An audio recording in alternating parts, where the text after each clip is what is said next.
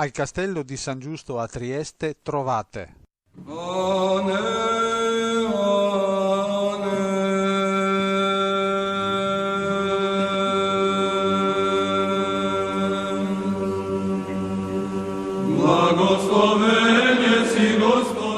Genti di San Spiridione, i serbi a Trieste dal 1751 al 1914, una mostra organizzata dal comune di Trieste per ripercorrere la storia della comunità religiosa serbo-ortodossa triestina in occasione del 140° anniversario della consacrazione della chiesa di San Spiridione e del 240° anniversario della prima messa celebrata a Trieste in antico slavo ecclesiastico. Ma quali sono state le motivazioni per organizzare un evento del genere? Ma ci sono molte motivazioni. La prima è quella che riguarda la presenza di questa comunità nell'ambito della città, una presenza secolare, quindi accanto alle altre comunità questa denota una caratteristica, una peculiarità della città di Trieste, è quella di essere una città dalle molte culture, religioni, dalle molte etnie, quindi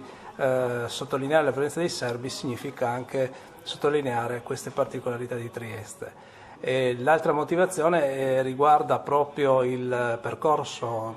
espositivo ma anche di ricerca che il Comune di Trieste, le istituzioni culturali del Comune di Trieste hanno sviluppato nel corso degli anni. Negli ultimi 30 anni abbiamo promosso una serie di iniziative proprio per valorizzare queste presenze delle comunità, la presenza di quelle comunità all'interno della città. Abbiamo quindi realizzato delle esposizioni sulla comunità ebraica, sulla comunità greco-orientale, abbiamo parlato di armeni e quindi i serbi erano un tassello fondamentale per completare questa prima fase di ricerca. Questo progetto è un grande evento. Come si articola la mostra? La mostra sostanzialmente è divisa in due sezioni, una sezione dedicata alla parte sacra, alla liturgia, agli oggetti che si trovano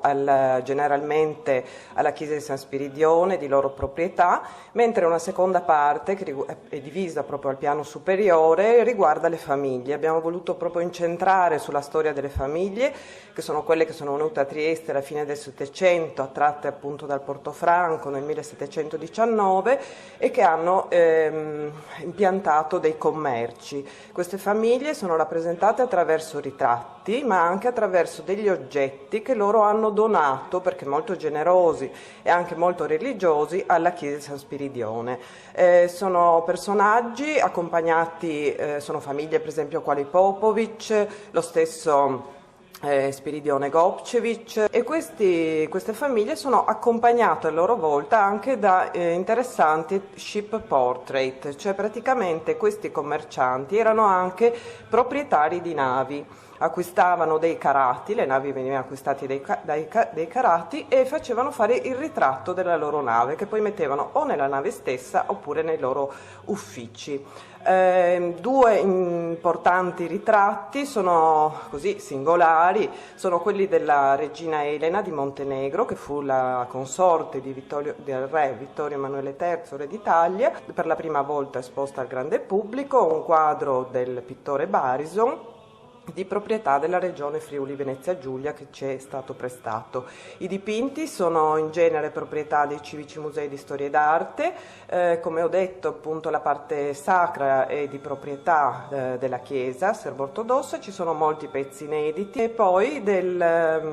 conclude la mostra un dipinto che va un po' fuori dai termini, è un quadro di proprietà privata dove si vede che la marina militare italiana va in soccorso dell'esercito serbo.